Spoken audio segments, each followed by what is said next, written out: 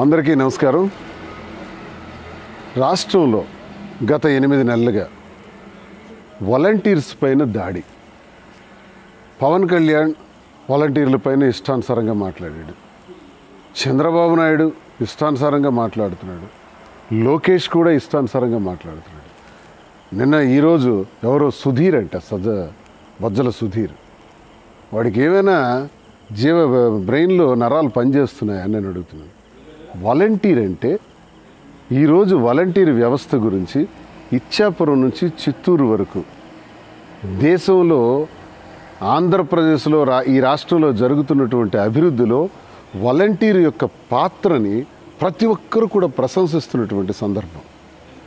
Corona సమయంలో ఓ incident నేను చెప్పాలనుకుంటున్నాను. ఓ కుటుంబంలో భార్య, భర్త, అత్తమామలు, పిల్లలు ఉన్నారు. ఆ కుటుంబంలో 3 నెలల బేబీ కరోనా సమయంలో పాలు లేక చాలా ఇబ్బంది పడుతుందో తల్లి. వెంటనే ఆ వీధిలో ఉన్నటువంటి ఆ ఇంటికి చెందినటువంటి వాలంటీర్కి ఫోన్ చేసి, కరోనా వల్ల చాలా ఇబ్బందుల్లో ఉన్నాను, పాలు కూడా దొరకట్లేదు, నాకు ఒక గ్లాసుడు పాలు రోజు కావాలి అని వాలంటీర్కి ఆ తల్లి అడిగితే, ఆ వాలంటీర్ వెంటనే బయటకు వెళ్ళి ప్రతిరోజు కూడా కరోనా సమయంలో 3 నెలల బిడ్డకు ఆ తల్లికి పాలు అందించినటువంటి ఘనత వాలంటీర్ది. ఇది ప్రత్యక్షంగా జరిగినటువంటి సంఘటన నేను తెలియజేస్తున్నాను. ఎవిడెన్సెస్తో కూడా చూపించగలను. అంటే ఇక్కడ ఏమర్థమైందంటే, ఓ లబ్ధిదారుడు, ఓ తల్లికి భర్త ఉన్నాడు, పిల్లలు ఉన్నారు, అన్నదమ్ములు ఉన్నారు, తల్లిదండ్రులు ఉన్నారు, వీళ్ళెవ్వరు గుర్తురాలా, వాలంటీర్ గుర్తొచ్చాడు. ఆ వాలంటీర్ కూడా తనకి కూడా కుటుంబం ఉంది, తల్లి తండ్రి ఉన్నారు, అన్నదమ్ములు ఉన్నారు, అక్క చెల్లెళ్ళు ఉన్నారు, వీళ్ళందరినీ విడిచిపెట్టేసి లబ్ధిదారుడు తల్లి ఫోన్ చేసింది కాబట్టి ఆ బిడ్డకి పాలు అందించాలని చెప్పే ధ్యాసతో పాలు అందించాడే, అది వాలంటీర్ అంటే. ఇలా కరోనా సమయంలో రాష్ట్రం మొత్తం కూడా ప్రతి వాలంటీర్ కూడా కరోనా సమయంలో ప్రతి పేషెంట్ని కూడా ఆదుకున్నారు.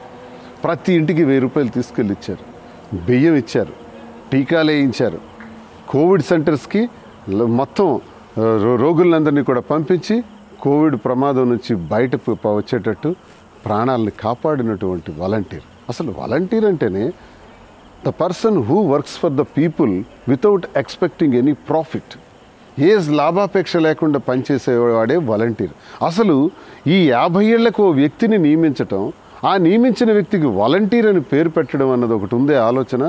జగన్మోహన్ రెడ్డి గారి మస్తిష్కంలో ఇంత గొప్ప ఆలోచన రావటమే ఒక సాల్యూట్ చెప్పాలి. వాలంటీర్ అని పేరు పెట్టి ఆ వాలంటీర్ ద్వారా ప్రభుత్వ పథకాలన్నీ అందజేసేటట్టు, అమ్మఒడి, రైతు భరోసా, చేయూత, జగనన్న విద్యా దీవెన, జగనన్న వసతి దీవెన, ఆరోగ్యశ్రీ, వైఎస్ఆర్ ఆరోగ్య ఆసరా, నాయబ్రాహ్మణులు, రజకులు, ఆటో రిక్షాలు, ఇలా ఎన్ని పథకాలు. ఈ పథకాలన్నీ కూడా వాలంటీర్ ప్రతి గడపకు కూడా అందజేశాడు. ఈ 5 ఏళ్లలో 1,65,00,000 గృహాలుంటే 2.5 లక్షల మంది వాలంటీర్లు, 12,65,00,000 మంది లబ్ధిదారులకి ప్రభుత్వ పథకాలు అందజేశారు. ఇప్పుడు చూద్దాం, ఎక్కడైనా సరే ఈ రాష్ట్రంలో ప్రభుత్వ పథకం అందుకున్నటువంటి లబ్ధిదారుడు ₹1 లంచం ఇచ్చాడా? ₹1 లంచం వాలంటీర్ ఎక్కడైనా తీసుకున్నాడా? పోనీ రాజకీయాలకు అతీతంగా కులం చూడం, మతం చూడం, జాతి చూడం, జెండా చూడం, రంగు చూడం, రాజకీయం అసలే చూడం అని జగనన్న చెప్పిన మాట.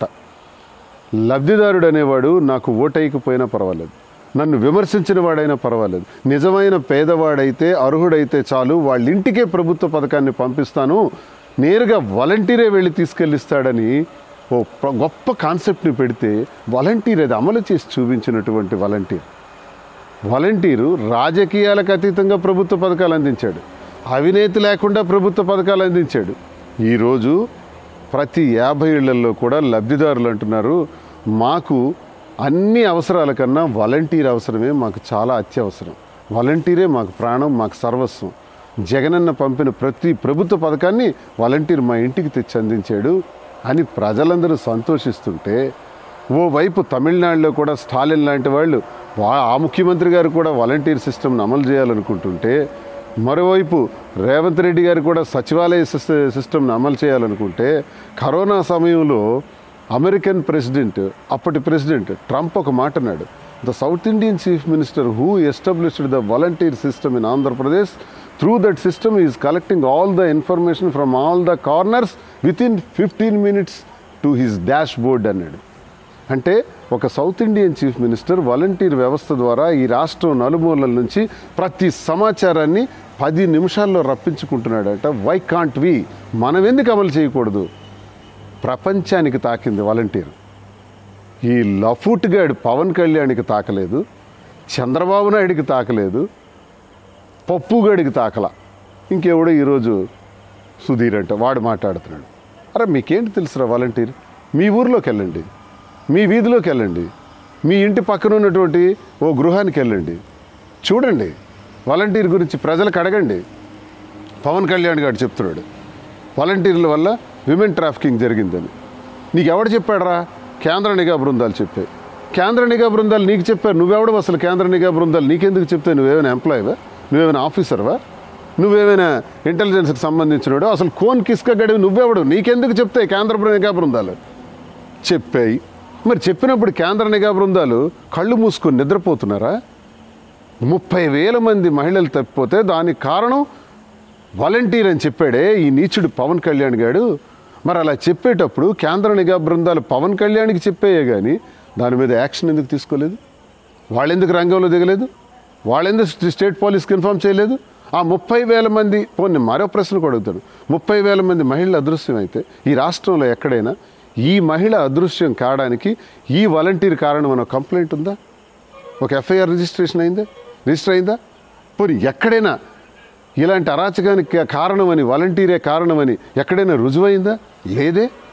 మరి మీ తాలూకా మాటలేంటి?